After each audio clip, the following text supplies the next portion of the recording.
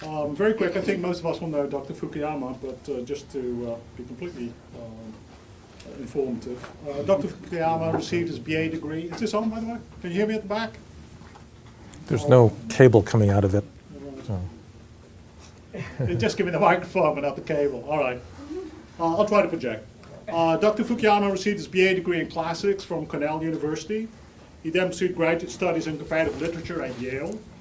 Luckily, he saw the light and switched to political science at Harvard. Worked with Sam Huntington and Harvey Mansfield. And he got his PhD at Harvard in 1979. He was then Hearst Professor of Public Policy at George Mason University till 2000. And after that, until 2010, he was attached as Bernard Schwartz Professor of International Political Economy at the Nitze School at Johns Hopkins. Since then, he's Oliver Numerlini Senior Fellow at the Freeman Spoli Institute for International Studies at Stanford. It's quite a mouthful, but it's an Italian name, institute, so there you go. Of course, he had also been in government. He's been at the policy planning staff of the State Department and Deputy Director of European Political and Military Affairs. He's the author of numerous books, End of History and the Last Man, probably the book that is well known to you, and also a bestseller translated into, I believe, 20 languages thereabouts. Other topics, trust, the social virtues and the creation of prosperity. Another book, The Great Disruption, Human Nature and the Reconstitution of Social Order. Another book, he goes on, he's very prolific as you can gather. Post-Human Future, Consequences of the Biotechnology Revolution. Worth mentioning that he was also in the Presidential Bioethics Council in 2005, I believe. Followed by a book on state building, governance and world order in the 21st century.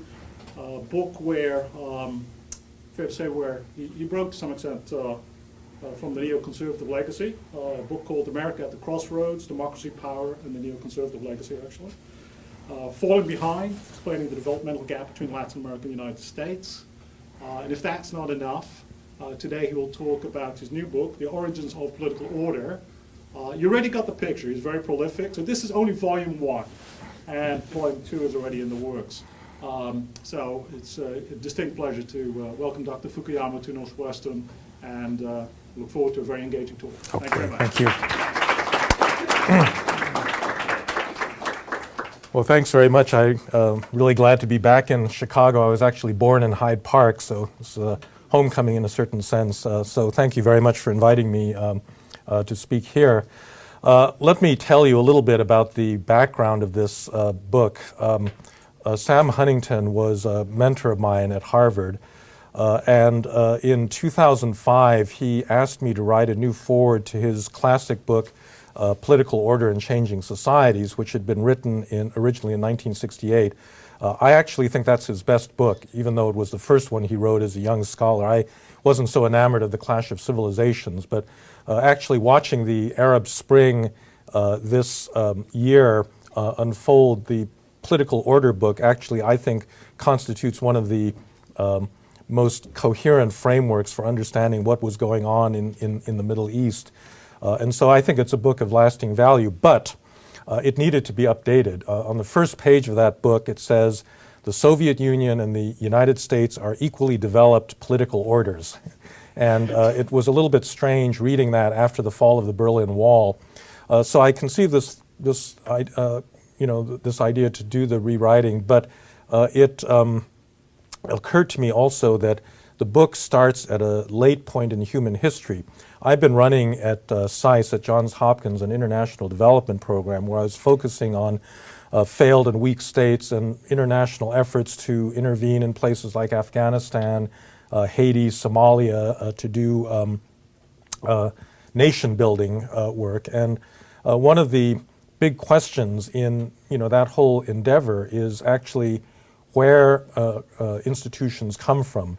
The way that I've been putting it is it's the problem of getting to Denmark. So Denmark is not a real country. It's this mythical place that has low corruption, democratic institutions, a strong government. Things generally seem to work very well. And when we go into a place like Somalia or Afghanistan, we really want it to be like Denmark, but we don't really understand how that process works. And indeed, I've had a visiting professorship at Aarhus University for the last few years in Denmark, and I can tell you most Danes don't understand how Denmark got to be Denmark. That is to say, where the basic institutions came from. And I think that, this is particularly the case in the context of American politics, because one of the characteristics of American political culture is we're very anti-statist. We don't trust the government. We always think it's too big and oppressive and overweening and so forth. And, we tend to take government for granted. We assume that if potholes get, made as a result of winter storms, that someone is going to fill them in, that taxes will be collected, that, things will, basically work properly. And if you spend any time in the developing world, I think you understand that the one thing that they are poor in is actually strong institutions. In fact, a country like Nigeria has lots and lots of resources, but it continues to be mired in poverty because its governing institutions are so weak and so corrupt. And so I think one of the chief challenges in development has been the process of state building and the creation of a durable political order. So that was the basic issue. So let me set a kind of, I guess one other thing to mention. In looking at the history of where political institutions came from, I also wanted to avoid the kind of Eurocentric trap of a lot of traditional modernization theory. I think the person that started this is really Karl Marx, who in a sense is the father of modernization theory. He looked at the history of England, which was the first industrializer, and he basically said that the present of England is the future of every other developing country. And in some sense, everyone that followed after him has taken that European model as the model of how countries develop. And I think that for reasons I will make clear shortly, the European pattern of development was a very peculiar one and was actually not one that is easily emulatable by developing countries in other parts of the world with other historical traditions and so forth. And so what I start with in this book is actually China. The book has actually 6 chapters on China. The reason I start with China is not because China created the first state. You actually had states appearing in Egypt, in Mesopotamia, in the Valley of Mexico, in other parts of the world before China. But China, in my view, was the first country to create a modern state. That is to say, a non-patrimonial state based on functional bureaucracy, rationally organized, centrally managed with impersonal recruitment. And they did this in the 3rd century BC, a good 1,800 years before similar organizations were created in early modern Europe. And in fact, I think it's an achievement that the Chinese really have never gotten adequate credit for.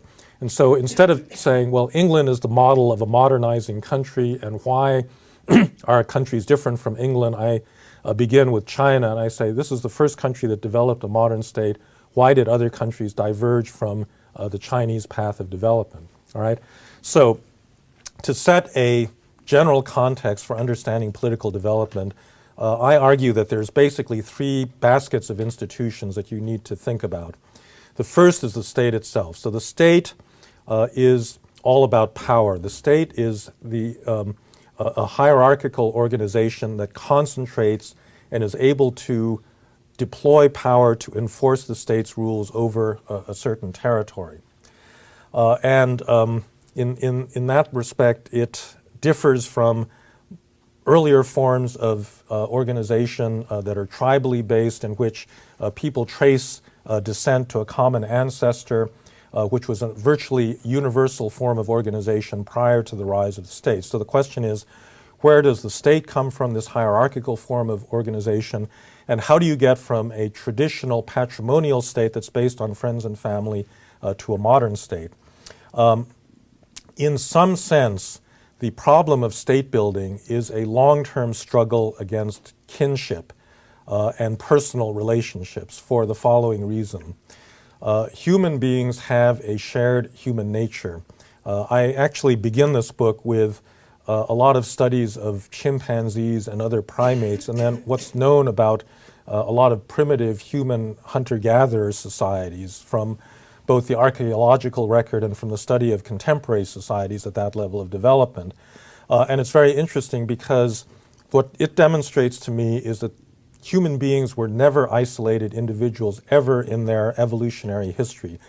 We sometimes get this idea that I think comes from Thomas Hobbes, that before you had the rise of the state, everybody was in the state of nature clubbing each other over the head, with an axe, and engaged in an anomic war of all against all.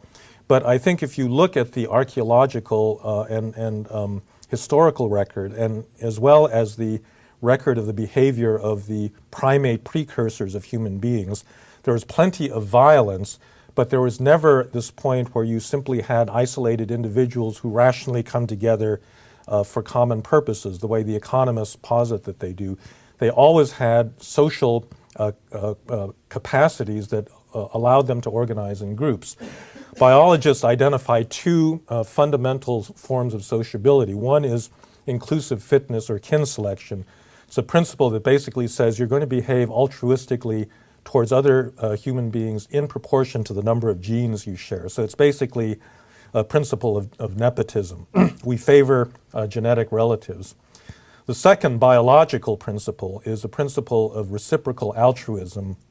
Basically, you scratch my back and I'll scratch your back on a face-to-face basis. And I think there's a ton of evidence out there that these are natural behaviors. They are not learned.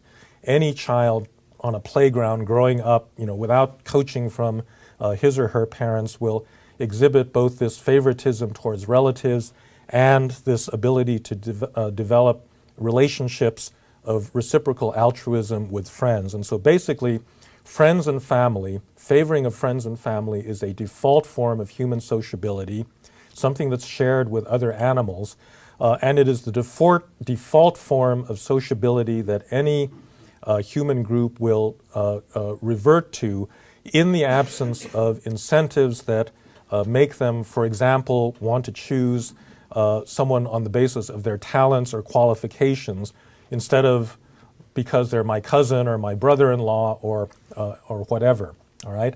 And so the state, the emergence of a modern state is in some sense the effort to get beyond kinship, to get beyond friends and family, this kind of patrimonial relationship, and to treat people on an impersonal basis as citizens where people are judged according to more universalistic kind of criteria. All right, so that's the state. That's the first set of institutions.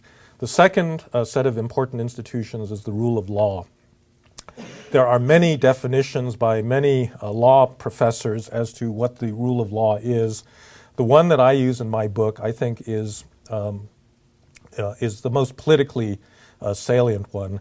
My definition of the rule of law is a body of rules that embody a community's sense of basic norms of justice.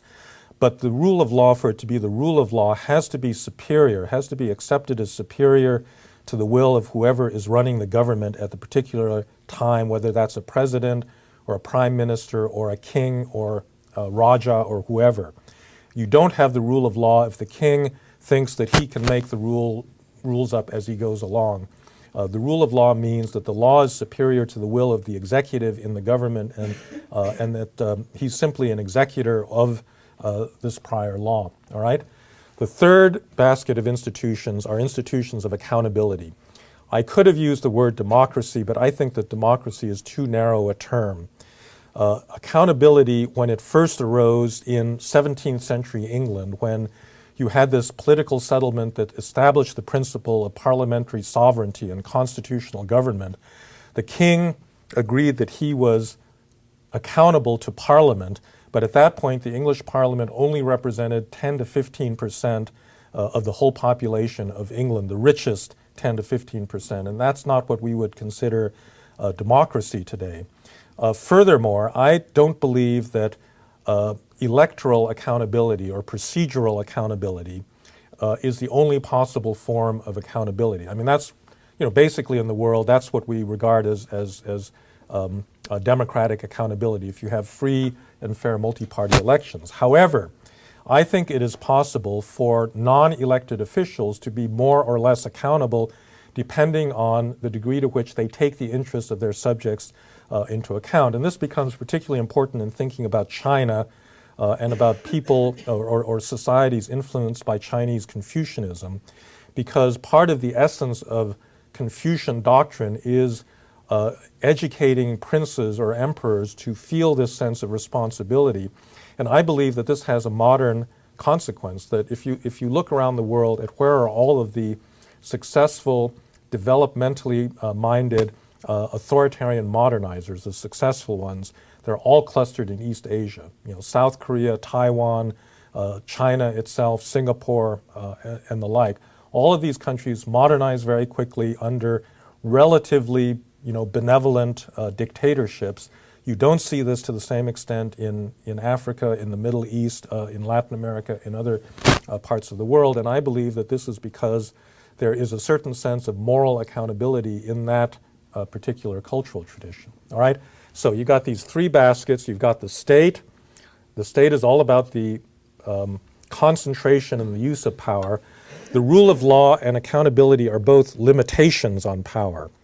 And together they form, I think, what you would call the miracle of modern politics, because if you have a political order that has all three of these institutions, you are at once, extremely powerful and able to, affect change in the world. So the President of the United States could order a nuclear strike and vaporize half of mankind if he wanted to, but that power is usable only within the limitations set by the law and set by democratic voters in that particular society. And so it's a kind of, that is a kind of miraculous situation that you can both be powerful, but that the power be constrained by these particular rules. And so the question in understanding the origins of political order is, where did these three baskets of institutions come from historically? So now I'm going to switch over and tell you a series of historical anecdotes that come from the book in each of these categories. So let's begin with the state. So I said that the Chinese were the first to create a modern state in the sense of an impersonal state. Where did that come from? It unfortunately came out of war and military conflict. You're probably familiar with the thesis of Charles Tilly, who famously argued that the state makes war and war makes the state. This was said in relation to early modern Europe, when he argued that the competition between states in that period was what drove the centralization of authority, bureaucratic rationalism, and the like. This was absolutely the case in Chinese history.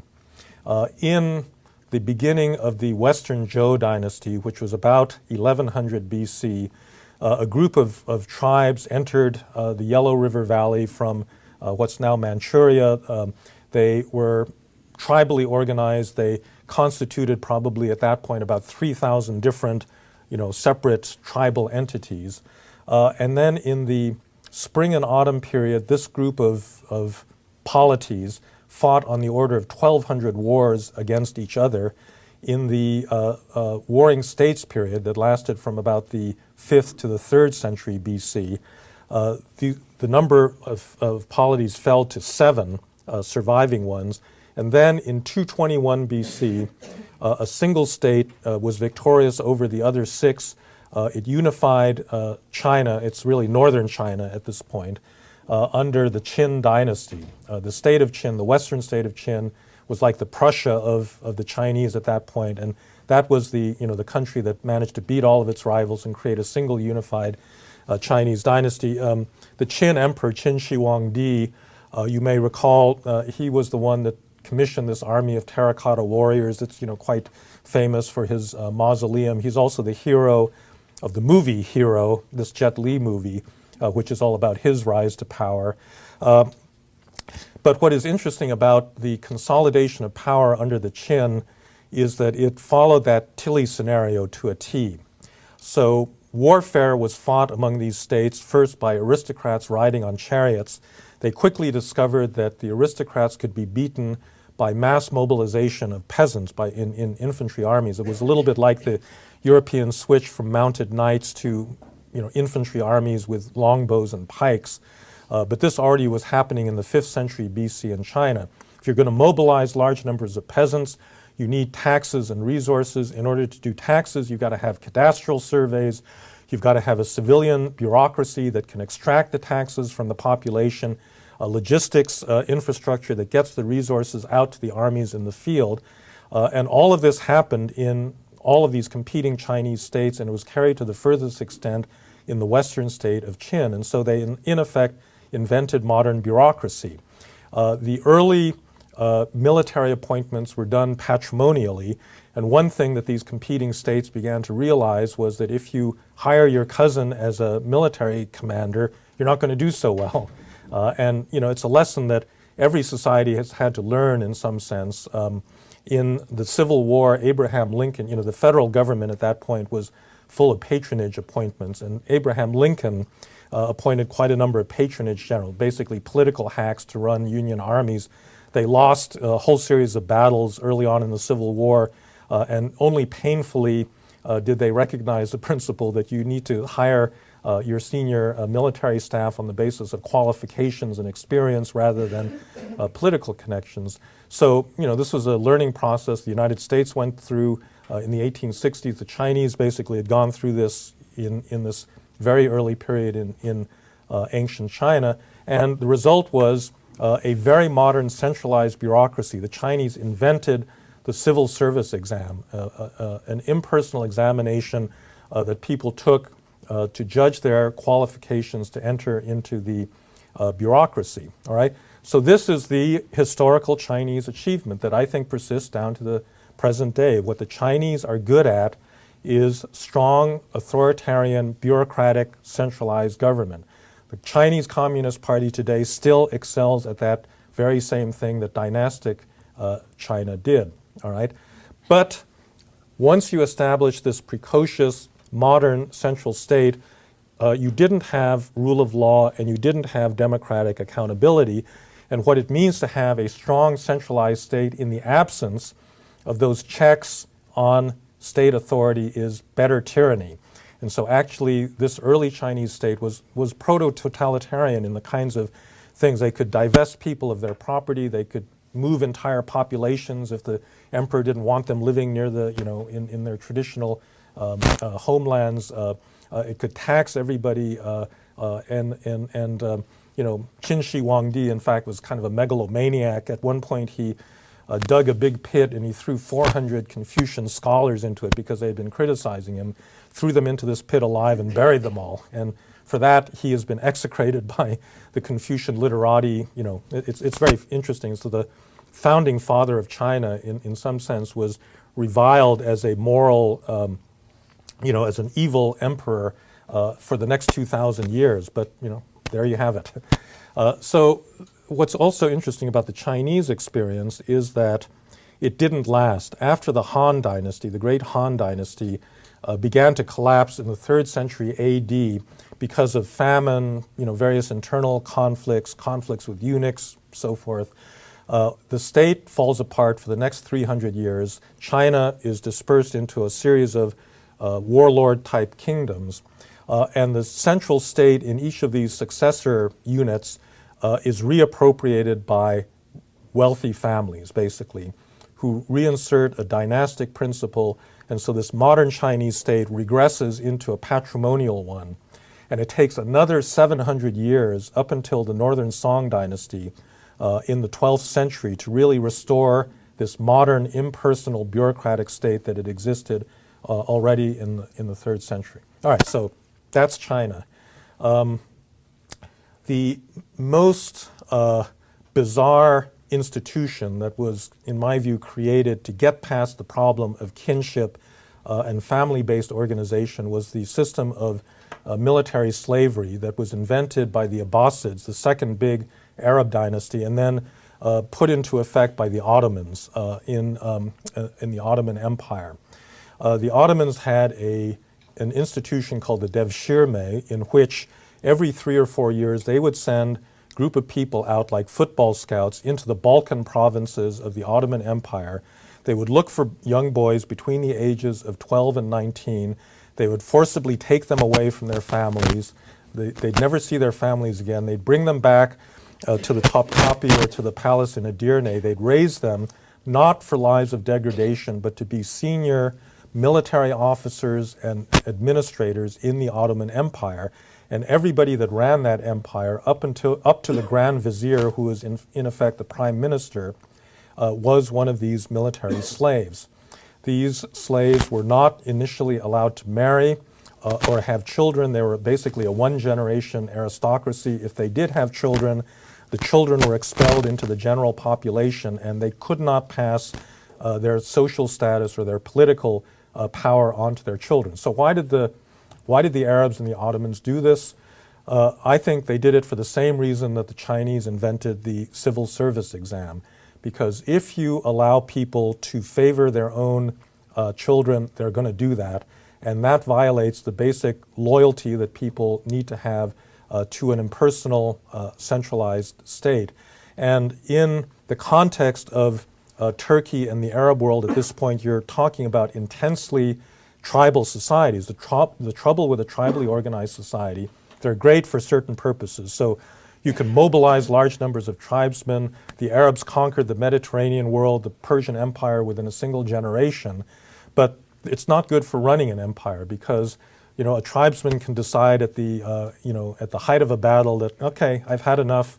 The sheikh departs, with his kinsmen, and you're all of a sudden left with an army that's beginning to fragment. And so what the big challenge was for these Middle Eastern regimes was to create a much more durable, impersonal military and bureaucratic apparatus that was not dependent on this kind of kinship. And military slavery was exactly the answer to the family. It was a way of taking people away from their biological families and creating an artificial family, which was the state itself, or loyalty to the Sultan's dynasty. All right. And these empires, the Mamluk Sultanate in Egypt and the Ottoman Empire, both began to decline the moment that principle started to be violated. In the 17th century, there was a general price inflation. There was a lot of economic problems in the Ottoman Empire. And the first thing that started to happen was that the Janissaries began to have children and families, and then they began to demand that their children, be able to inherit their status. And a couple of weak sultans gave in to them, and it violated this principle, this impersonal principle of a one-generation meritocratic aristocracy. And that, in a sense, was the beginnings of the dissolution of that empire. And that empire was a very impressive thing. The Ottoman Empire was the single largest, longest-lasting, and most extensive political organization that was ever created in the Muslim world. And it was created on the basis of this very, very strange institution. But that institution was created to meet that same challenge of how do you get past kinship. Okay, so that's the state. A couple of stories about the state. So let's talk about the rule of law. I said the rule of law is a set of rules that are superior, that are regarded as superior to the will of whoever happens to be running the government. Where do these kinds of rules come from? I think almost universally they've come out of religion, because religion is the only source of rules that is presided over by a separate group of interpreters and judges who have moral authority that is potentially higher than that of the guys with the guns, basically, or the coercive people. So in ancient Israel, in the Christian West, in the world of Islam, and in the Hindu world, you had that kind of structure of religious law. In every one of those civilizations, you had a religious law that was interpreted by a hierarchy of religious scholars, was applied by religious judges that were separate from the secular hierarchy of the government.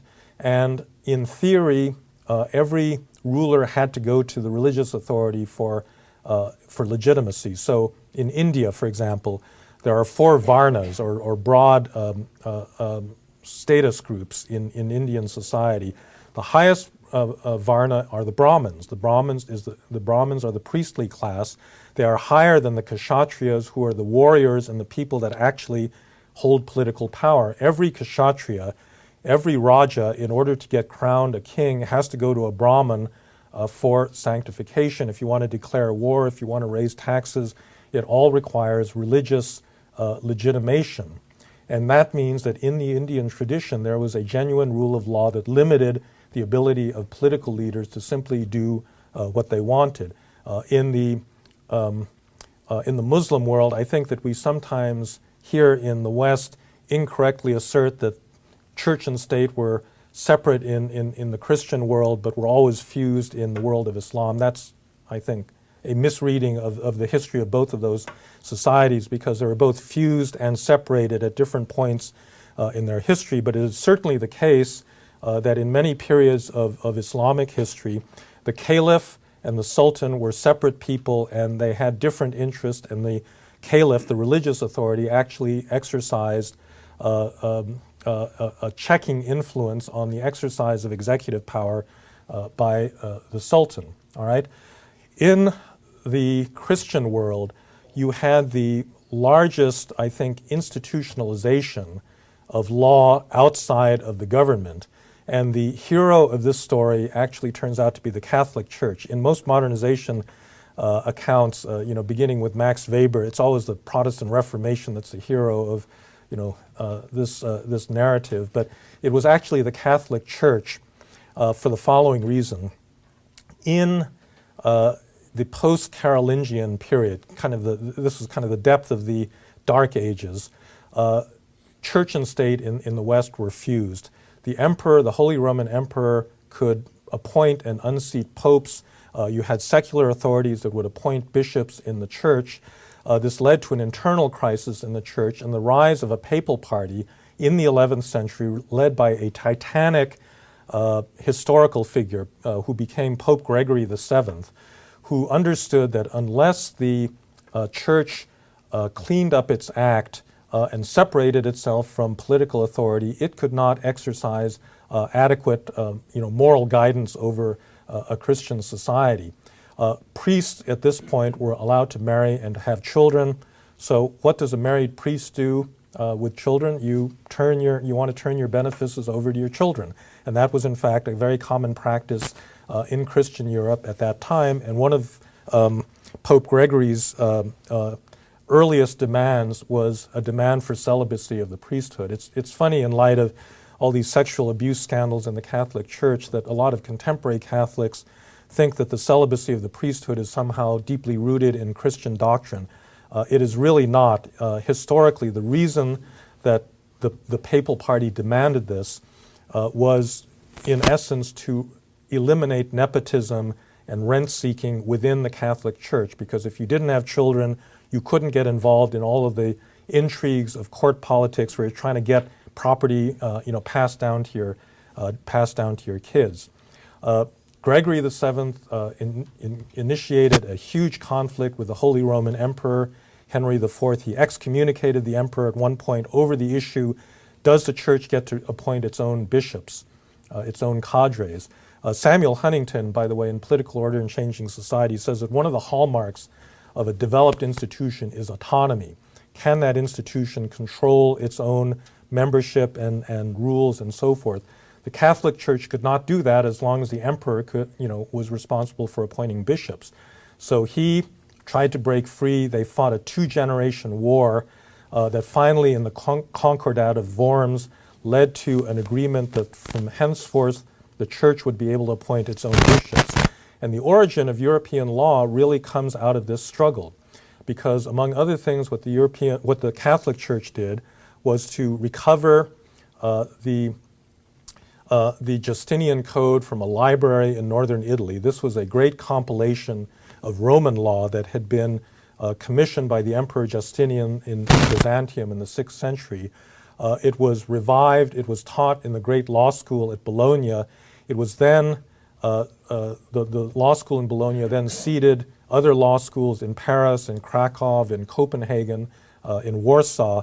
And the origins of the civil law tradition today in Europe come out of the Justinian Code and the training that was given to lawyers in a separate, institute. By the way, the law school in Bologna, all the students were usually wealthy children of noblemen, could elect their own professors. And so there's a lot of democracy in this institution as well. But the whole point of it is you had institutional separation of a legal community which at that point was administering and interpreting ecclesiastical law, and the codification of a coherent set of rules by professionally trained lawyers that stood completely outside of the hierarchy of princes and political power in Europe. And although the Jewish, Hindu, and Muslim worlds all had this similar separation, in the Christian West, the development of law comes very early, and it creates a transnational body of rules that exist before the process of European state building gets going, which, as I'll indicate, has very important consequences for subsequent European political development. Okay? Now, the final basket of institutions is political accountability. Why do we have democracy in the world today? A lot of people following Tocqueville seem to believe that once the idea of equality gets out in the world, it's just a steamroller and you can't stop it. But in fact, I think if you look at the history of the rise of democratic institutions, it is far more accidental. And indeed, it was really the result of the survival of a feudal institution into modern times that developed a different kind of functionality than the one it was originally designed for. That institution in England was called the Parliament. In France were called sovereign courts. In Spain were called Cortes. In Poland and Hungary were called diets. In Russia was called the Zemsky Sobor. Every European country in the Middle Ages had an assembly of notables, the high nobility, the gentry, sometimes including the commercial bourgeoisie in cities that sat together in an assembly, and medieval kings had to go to this assembly to get taxes, basically. I mean, that was the primary function, but also other kinds of legal issues had to be approved by these estates. In the late 16th and 17th centuries, you get a whole series of modernizing European monarchs that basically want to behave like a Chinese emperor. They want to create a centralized, bureaucratically rational, uniform, powerful, centralized state. And they have to contend against these estates, these parliamentary organizations, in order to get the power to, they basically have to take the power away from these estates and give themselves sovereignty. So they think up these new doctrines of state sovereignty, which no medieval king would have asserted. Every medieval king would have said, God is sovereign, I'm simply God's deputy. But all of a sudden you get these guys like Louis XIII and XIV that start saying, no, I'm the sovereign and I get to decide. In every European country except for England, the state, the government, the monarch succeeds in defeating these estates, and only in England does the parliament hang together in a sufficient way that they not only raise an army, they fight a civil war with the king, they cut off the king's head, and then they depose a second king. They cut off Charles I's head, and then they depose James II in the Glorious Revolution, bring in William of Orange, and essentially establish the principle that the king constitutionally must go to Parliament in order to raise taxes. All right? Constitutional government, accountable government, the idea that the sovereign is, the legitimate authority of the sovereign is based on consent of the people as represented in a parliament, is due to the survival of this feudal institution into the modern age that sets the precedent for constitutional government. The Glorious Revolution took place in 1688. One of its participants was the philosopher John Locke, who argued in the second treatise that all legitimate government ultimately derives from the consent of the people. It is less than 100 years from that point to the American Declaration of Independence, its revolution and the creation of an American republic based on the principle no taxation without representation, that all legitimate government derives from the consent of the people. So you're not actually, historically very far from our republic and our democracy in this historical process. But in the end, it was all due to the fact that for a bunch of contingent reasons, this one parliamentary institution in Europe manages to do it. It doesn't work in other places. In France, the French king is very clever. He's also broke all the time. But he's clever in the sense that he offers tax exemptions and the sale of offices as a way of breaking up the solidarity of all of these elites that he wants to get money out of. And so they begin this process of the sale of offices, which is called venality. So the French king actually would auction off the post of finance minister to the highest bidder. And in fact, in the early 1600s, you could purchase an important public office to collect a particular kind of tax.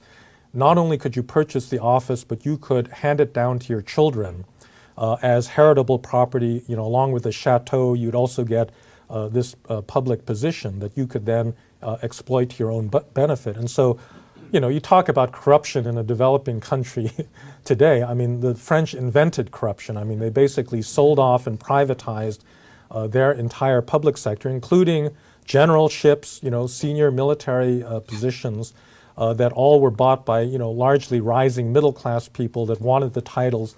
And Tocqueville has a famous line in which he said, unlike the English, the French interpreted liberty as privilege, which is to say, as long as I can protect myself and my family, I'm fine, do whatever you want to the rest of the society, as long as I can take care of my own. And that was the way in which the solidarity of those people sitting in the French equivalent of the parliaments failed to act together, to stop this kind of accretion of royal power. In Russia, you had an even worse situation because in Russia, under Peter the Great, the entire aristocracy was drafted into the service of the Tsar as military officers, and in the bargain, they got to exploit their peasants, all the more ruthlessly. And so there's no automatic, rise of democracy. In some cases in Europe, you got absolutism. In some places, you got a kind of weak absolutism, which was Spain and France. And only in one country did you get democratic, or the seeds of democratic accountability. All right, so let me wrap up by talking about how this is all relevant. So as I said, the first volume ends with the French Revolution. Let me talk about why this is relevant to contemporary politics. Let's begin with India and China. Every emerging markets class taught in a business school today, people will be buzzing about, which is the better investment opportunity, India or China. And the typical comparison is, let's say in the area of infrastructure investment.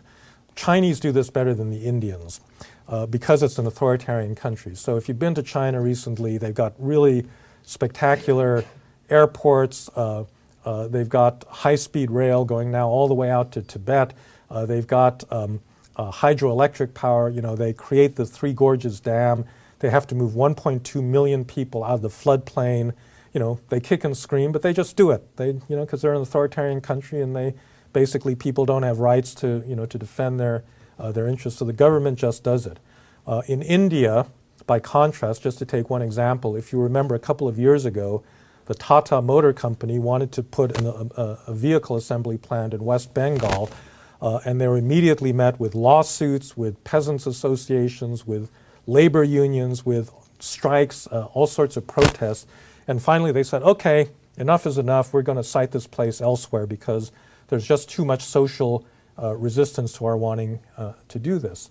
And as a result, India manages to store something like 1/5 the per capita amount of water that China does, even though China is overall a drier country than India, which has important, I think, developmental consequences. Now, India is a democracy. It's a law-governed democracy.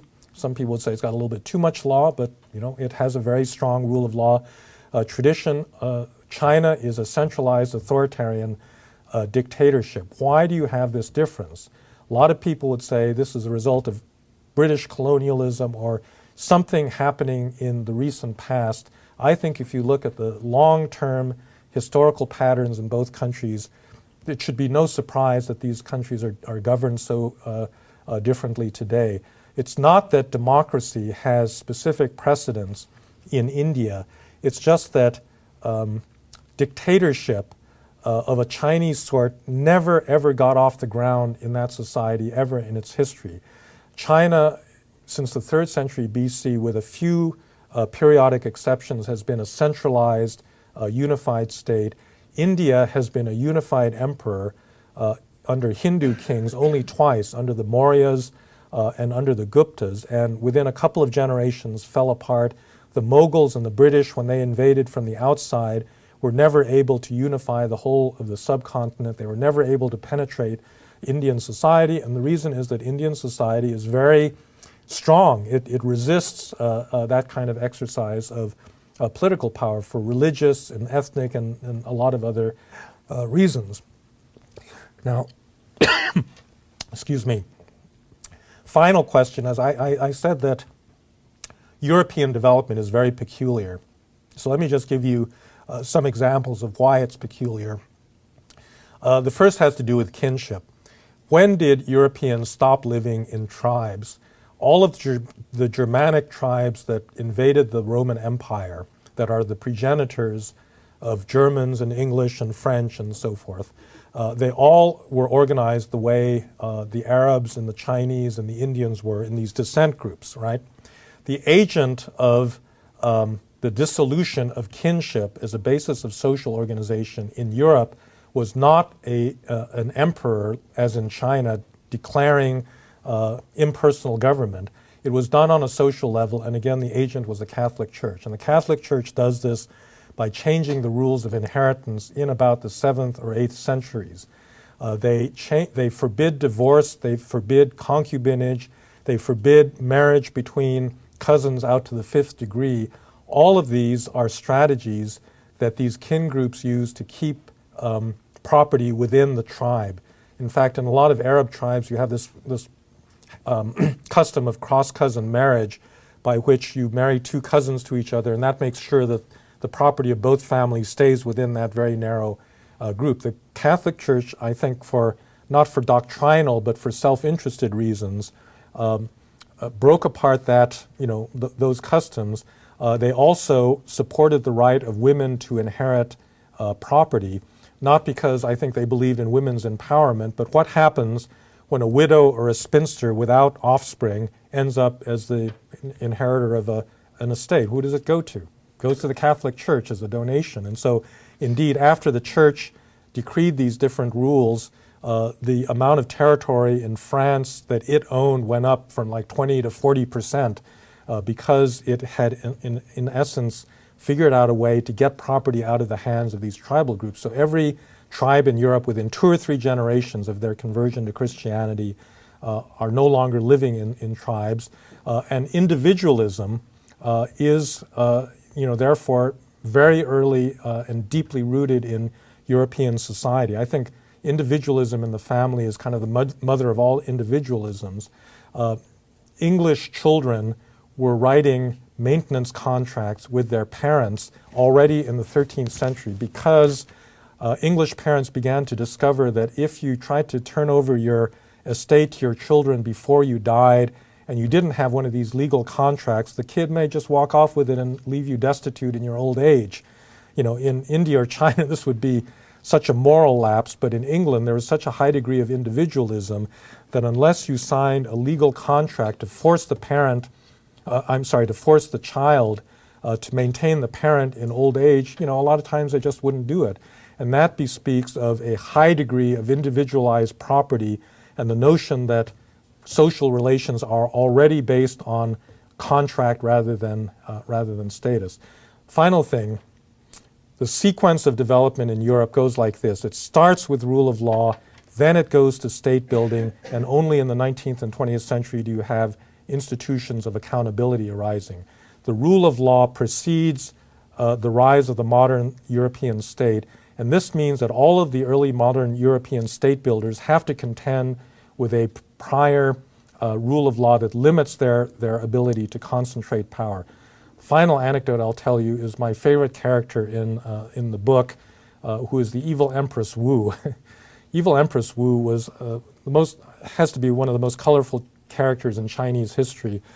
She was the only woman in Chinese dynastic history who ever tried to establish a dynasty in her own name rather than ruling through a son or a husband. She was a concubine of the second Tang emperor she was born early in the 6th century.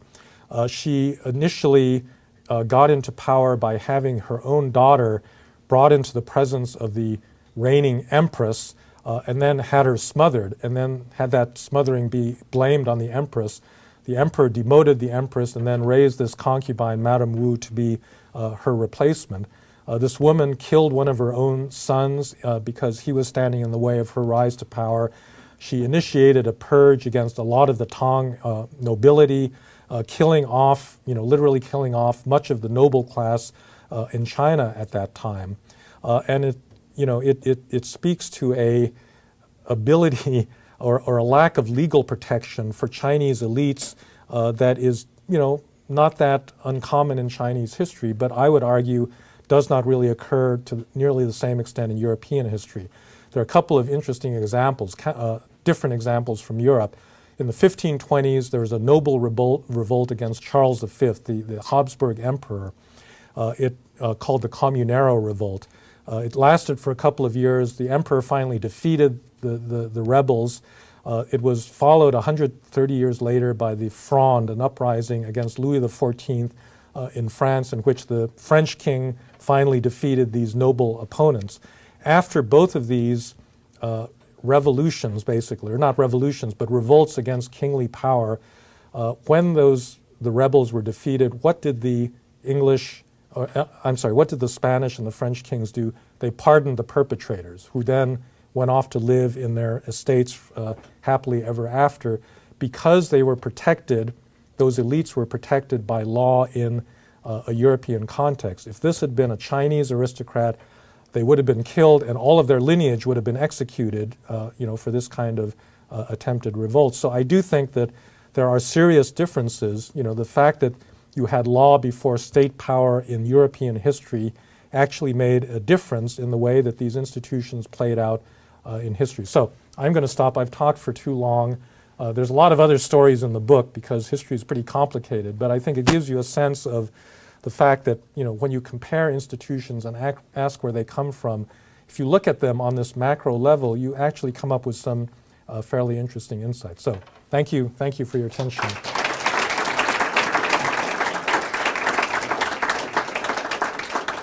We've got about 35 minutes for Q&A, so if you raise your hand, I think Dr. Fukuyama is going to recognize you himself. I'll only interfere if you hog the floor and fill the whole 35 minutes by yourself. But otherwise, the floor is open. Yes. So who do you invest in, China or India? Well, okay, so the question is, who do you invest in, China or India? Actually, I think we were talking about this earlier before the lecture.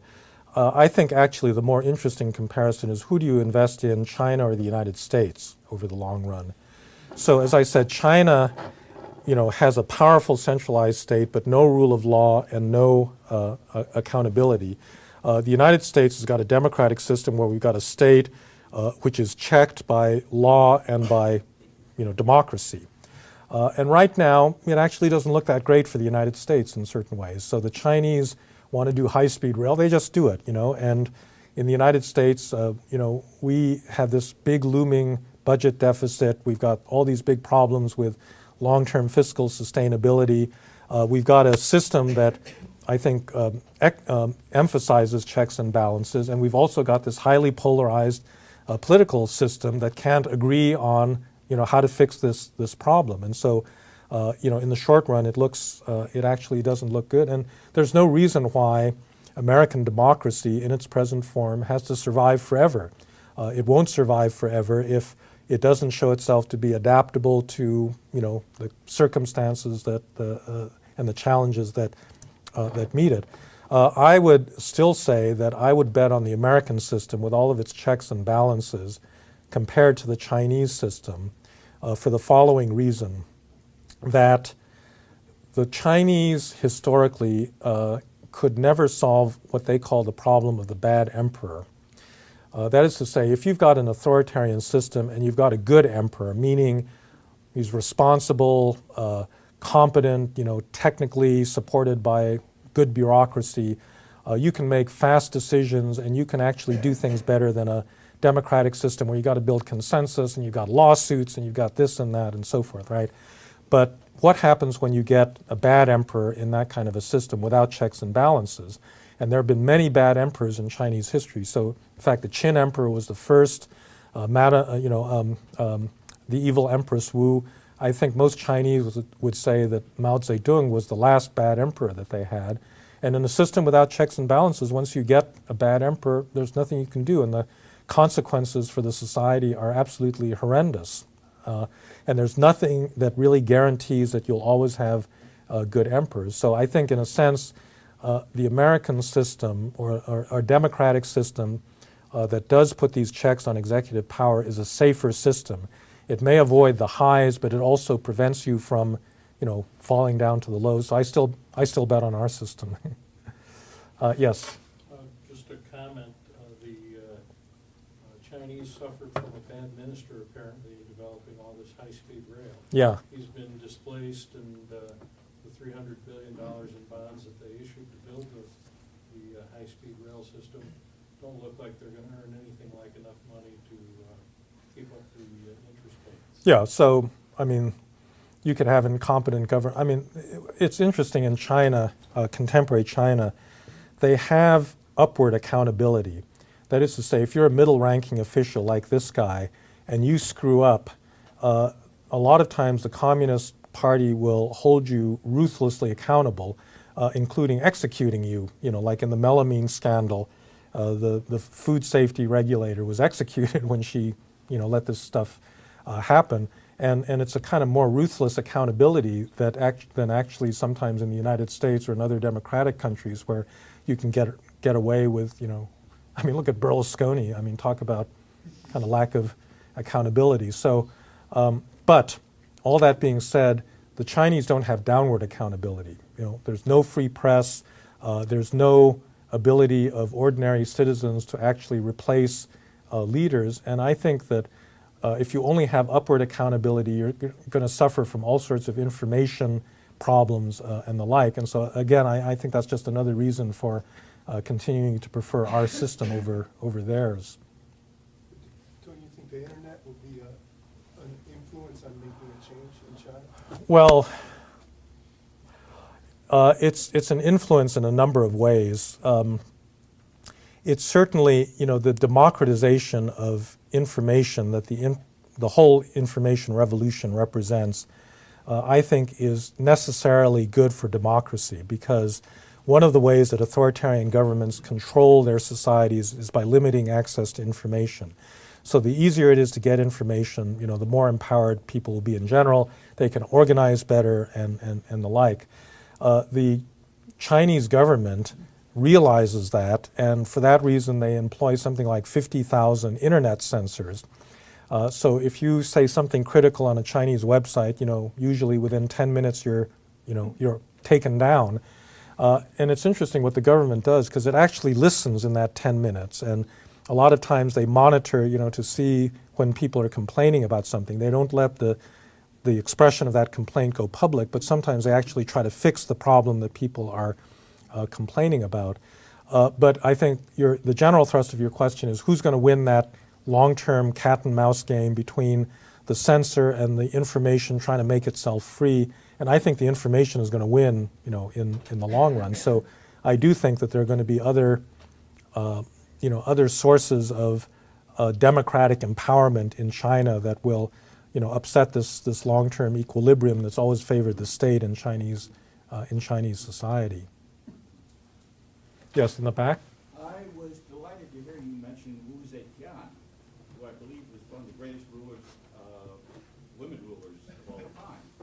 And I wanted to know your explanation for how, in a Confucian society, so many men obeyed her for so long. Well, that's an interesting question. My understanding of it is that her main route to power was that her husband was just infatuated with her and was a fairly weak individual.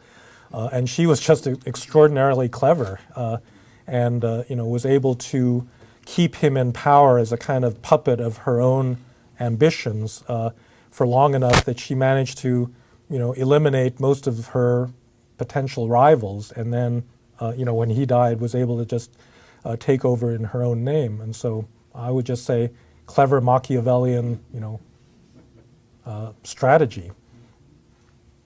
Yes, in the back. Coming back to the comparison between China and America, what would you say about the overbearing role of lobbyists in the political process? What's the rule of lobbies in the American political process? Yeah. Okay. So, yeah, I think that that's an important issue.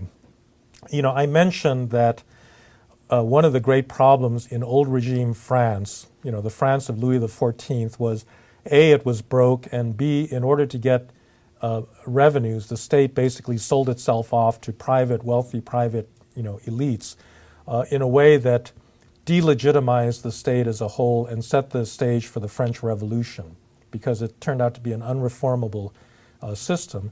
And I would say that in the United States, we're not anywhere close to the situation of old regime France.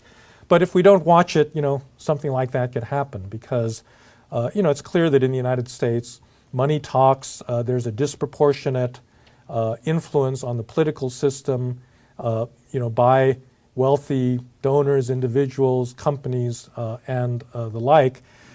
Tocqueville, in the old regime and the French Revolution, says that one of the greatest threats to liberty is basically the tax exemption, where, you know, powerful, high-status individuals manage to carve out exemptions for themselves, basically.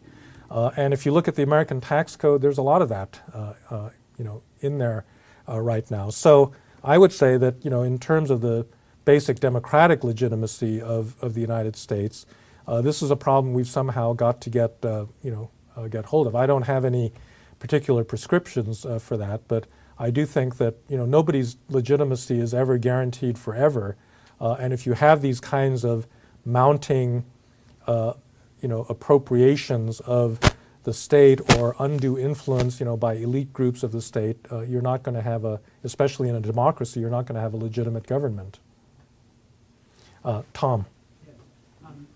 Just following up on your last answer, since World War II, we haven't had a case of a advanced, prosperous democracy reversing back to autocracy. But we're now in the midst of the worst financial crisis since the 1930s. So I was wondering if you could just speculate on, are there particular sort of types of advanced, prosperous democracies that are now in trouble, that might be vulnerable to a reversion, or what would the conditions be? I'm thinking particularly of, you know, relatively recent democracies in Europe, like, you know, Portugal or Greece. If there was a continued, sustained problems economically as a result of the euro crisis, is there any possibility of a reversal, or is it more stable? I think it's probably more stable. I actually, you know, I think the single biggest threat to democracy in Europe is actually the backlash that's now taking shape over Muslim immigration in Europe.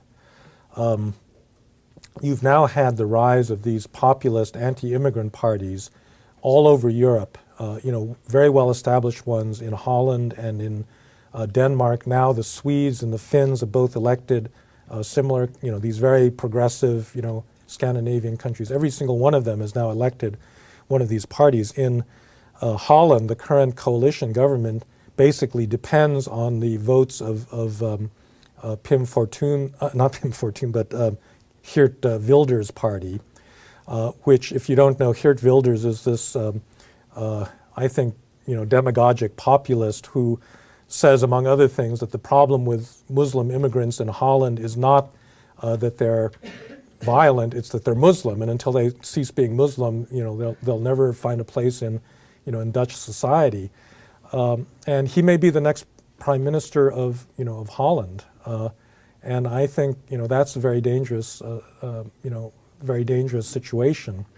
So that's one, you know, possible scenario. The other scenario is that everybody will end up being like Greece. Greek society is actually quite interesting, and the revelations that have come out since the, you know, the crisis, the euro crisis, are quite revealing in a certain sense of one of the dangers, I think, of this kind of interest group democracy.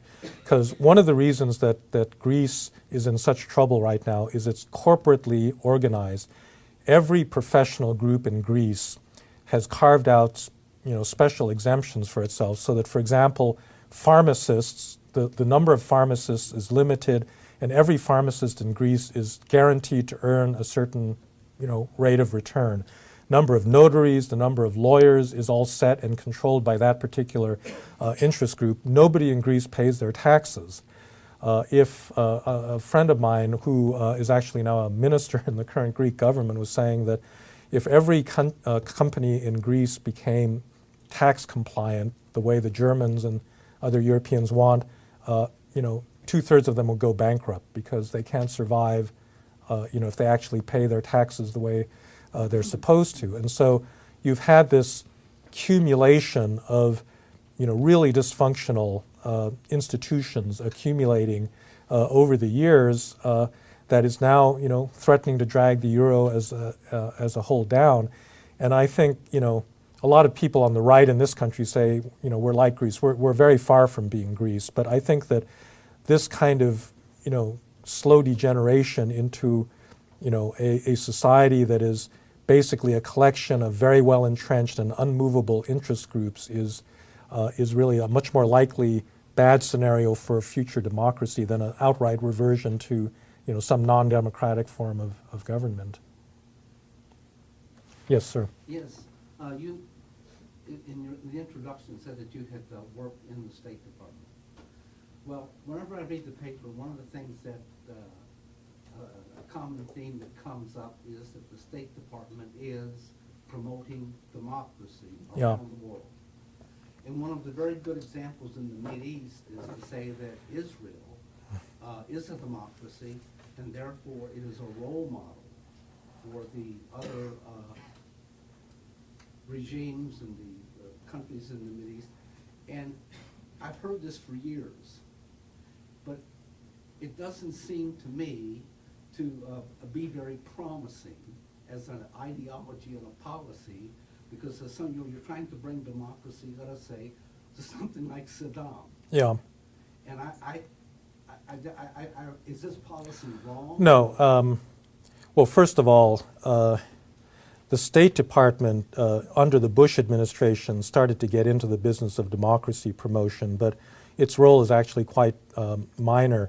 There are two institutions in the government that do democracy promotion. One is the National Endowment for Democracy. I happen to be a board member of that organization. The other is the Democracy and Governance part of USAID. And what they do is they provide grants to civil society groups, to trade unions, to women's groups, and free press, to support the free press. This really began in the 1980s. The NED was founded under the Reagan administration, and one of its earliest clients was the Solidarity Trade Union in Poland. And one of its kind of unsung successes was the encouragement of a free Polish trade union that then, the story is very familiar. In Ukraine, a lot of the groups that supported the Orange Revolution were actually funded by AID, and it turns out there was an article in the Times a couple weeks back showing that actually a lot of the pro-democracy groups in Egypt and Tunisia were actually grantees of the National Democratic Institute or the International Republican Institute. And so, yes, we do democracy promotion. I think it's a good thing. I think, it levels up the playing field between these autocratic regimes and their civil societies. Now, I think what you're referring to with regard to Israel and to other things is that's not the main agenda. I mean, we support Israel because they're an ally of the United States. We've never understood that to be an instrument of democracy promotion because, the Arab world doesn't like Israel very much, and it's not, for them it's never going to be much of a model. And I think the big mistake that we made was to invade Iraq and then use democracy promotion as a justification for having done that invasion, which also I think, seriously discredited the whole effort at democracy promotion because it tied it to American power and a lot of American interests and so forth. May I follow up just one Yeah. question? In terms of, we're in a big problem in Afghanistan and Iraq, but it seems to me that we have to fight terrorism. But I just see us digging a hole deeper and deeper, and we're not winning friends, we're bankrupting the country. And let me ask you this.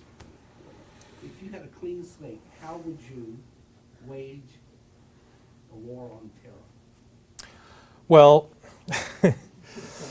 I wrote a whole book on this once. First of all, I wouldn't have called it a war. I think that was the first mistake that we made because it's just not a war. It's a kind of long-term twilight struggle. You're never going to win it decisively. It's just something that you've got to do, and you've got to accept the fact that every now and then the terrorists are going to get away with something, but you really want to keep that within manageable bounds. I think that we were right to go into Afghanistan after September 11th, but the mistake we made was then doing Iraq on top of that because that then was a huge distraction. If we had invested, much more substantially in Afghanistan back in 2002, 2003, we probably could have avoided, the resurgence of the Taliban that we're now trying to deal with, very late after the fact. I would not have invaded Iraq. And then I would have done the rest of what we've done, which is to beef up, intelligence and counterterrorism, understanding it not as a military problem, but a political, intelligence, kind of operation that we just have to manage, and we'll probably have to keep managing into the indefinite future. So, yes.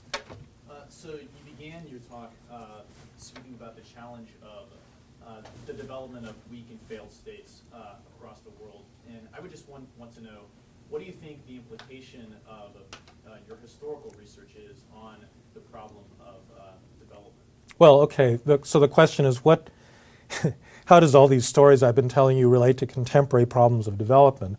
Well, I think one thing that it should tell you is that getting to Denmark is really difficult.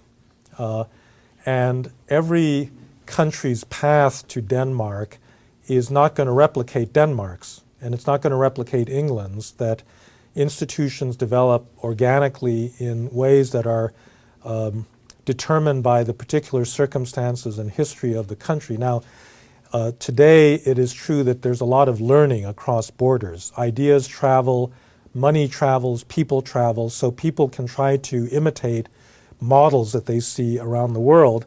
But in fact, I think in cases where you've seen the successful nurturing of modern institutions, it is usually on the part of countries that have taken into account some of their own traditions, experimented, tried foreign models, and come up, with something that's not a kind of cookie cutter effort to, jump straight to Denmark, but, is something more complex than that. So I think that's probably the single most important lesson that I would draw.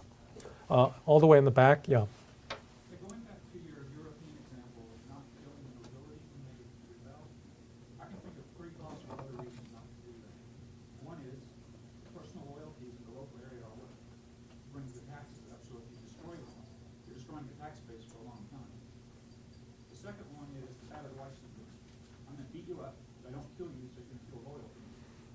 And the third one is they have a church, and so they can go home and not perseverate on the king, but find other ways to advance him. So what is it about the Justinian Code that says, don't kill a rebel that stepped outside the state? There's no specific legal constraint. I guess the point I was trying to make was, well, first of all, you have to understand that in this period, the rule of law does not protect non-elites, all right? So every time there's a peasant rebellion in France or Spain or Hungary or anywhere else, these are put down with incredible savagery, everyone gets killed, so there's no legal protection because peasants are not considered legal persons. So the application of the rule of law is an elite thing, so how does the king treat elites? It's not just in the putting down of these revolts. The Chinese king could simply expropriate, property of powerful people by sending his army in and taking away their estates and moving them physically somewhere else. No European monarch was powerful enough to actually do this, partly as a result of actual physical constraints, because a lot of these nobles were living in impregnable castles and they had their own militias and so forth. But even when the centralized states became more powerful, the kings still felt constrained by these normative barriers to behaving in this kind of brutal way. And so I cannot, in the core of Europe, not when you get to Eastern Europe and Russia, where you do get these examples, but I cannot think of a single European case that's comparable to the way that Empress Wu treated her nobility, where you basically had the execution of an entire class of people, of elite people. And instead, the kings had to take them to court. They had to try to bend the law to get around it and go through all of these legal shenanigans to borrow money and declare bankruptcy and inflate the currency, but they could not go after the persons, the legal persons of one of their noble competitors. So, yes, back there. Well, in light of your previous study of the Soviet civilization, so to speak, what's your take on the future of the young democracies that originated after the collapse of the Soviet bloc? What's my take on the future of the young? Well, it really depends on which one you're talking about. The first group that got in, Poland, Hungary, the Czech Republic, Estonia,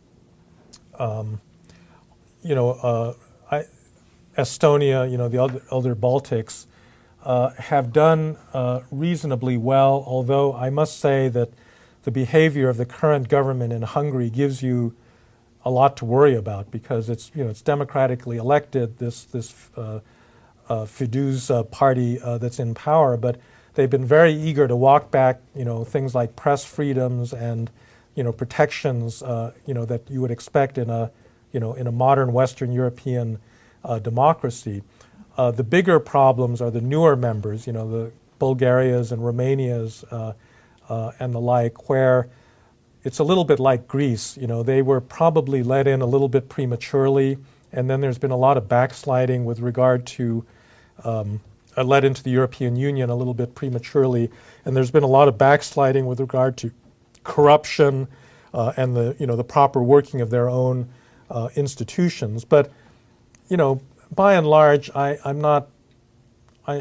you worry about the quality of democracy, but I don't worry about the fact of democracy in any of these places. Let's see, yes. So in your story about China, especially when you talk about growth, right? A lot of Chinese scholars argue that's actually decentralization that caused growth in the early 90s. And so do you really think order looks the same in theory as it does in practice? That what looks the same? Order, like political order. Well, okay, so the question is, some people say that it's decentralization that caused growth. I'm not sure that anybody would really argue that in a pure form, because there's lots of countries that decentralize that don't grow, right? What the Chinese did was several things. They, first of all, decollectivized, and they allowed a competitive private sector with quasi-property rights to emerge. And they managed the macroeconomy very well. But they used these very peculiar institutions like township and village enterprises to actually make the transition from a centralized planned economy to a more modern one. What I think is the real challenge to modern economics is the question of property rights.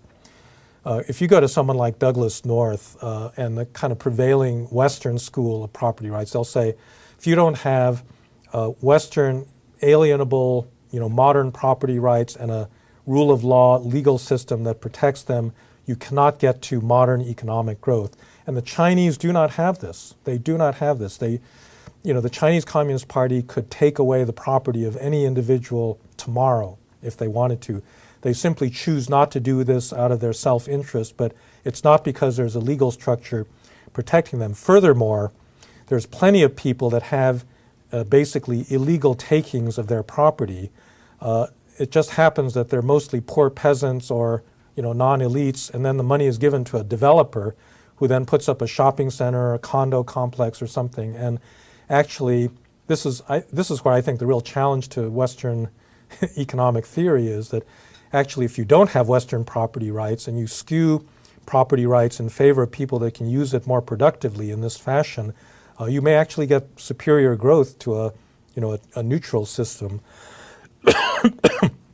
So that's actually what I think is the more the secret to Chinese growth than any kind of decentralization. The Chinese system is both centralized and decentralized. What's really impressive about it is that they will roll out an experimental program in one province. If it doesn't work, they pull the plug on it, and if it works, they scale it up and they move it elsewhere. And in that sense, I think they're actually more pragmatic than a lot of Americans. I mean, I think one of our problems in the United States is we're full of all these ideological theories about how the economy works. Like, if you lower taxes, you'll get more growth. And, there's a certain part of our society that takes this as gospel. And, no amount of empirical information will make them not believe this anymore. Whereas the Chinese, they try something. If it works, they do it. And if it doesn't work, they stop doing it. And so that's what I think is actually, what they do very well. Yes? So I have a question about the organic nature of these baskets of institutions. I know you said in the Chinese story at some points the state, this kind of varying bureaucratic meritocratic state failed, and then it took a long time for it to reappear again, right? My question is, to what extent was that independent of other state actors? How organic, what does organic mean in the sense of vis-a-vis the domestic state versus foreign actors, and how can we, take that to think about places like this Sudan or where there's a civil strife, and is this civil strife necessary to this organic process? Yeah, I think, okay, so the question is, how did the Chinese state reform itself over time, and what were the drivers? So the earliest driver was war. In the Song dynasty, it wasn't war. You had these constant barbarian invasions, but that wasn't actually what got them to fix the state. Actually, what fixed the state was, again, a bunch of historically contingent facts. For example, this purge of the nobility that Empress Wu engaged in actually helped the rise of a modern state, or the recreation of a modern state, because you literally killed off a lot of the patrimonial elites that had appropriated the state.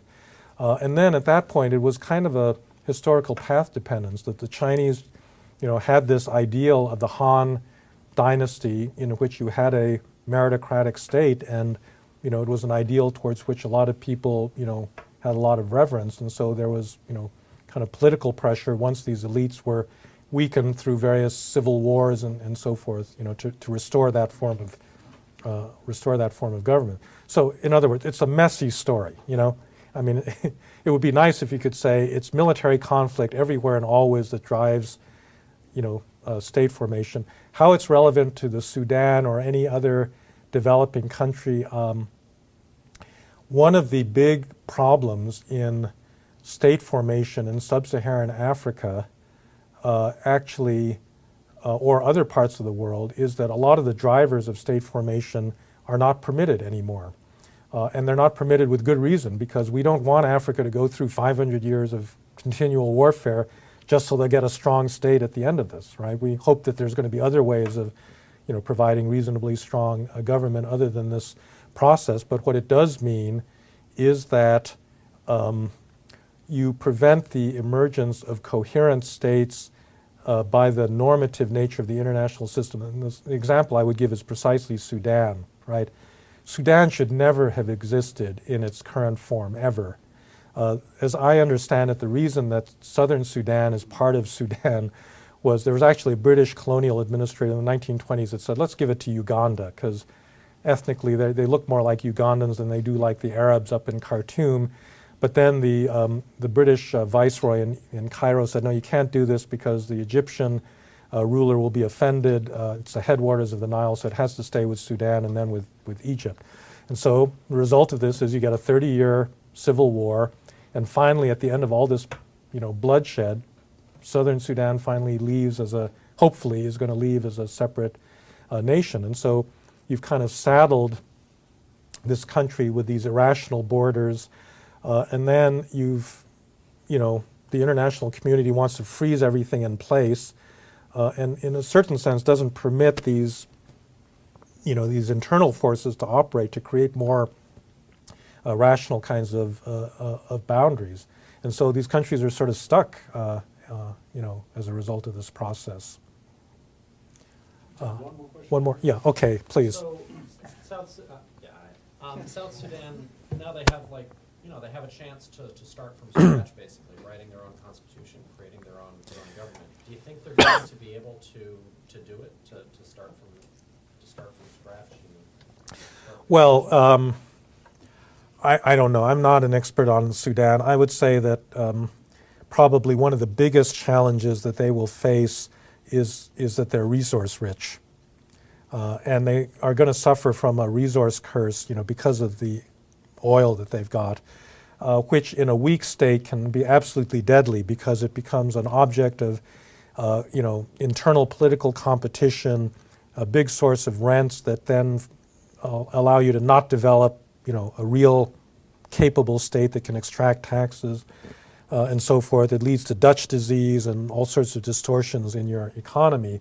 And so actually I wouldn't wish oil on any weak, new state anywhere. And that's going to be, an important challenge. And whether they'll meet that, I have no idea. Unfortunately, we're out of time, but please join me in thanking Dr. Fukuyama. Thank you. Thank you.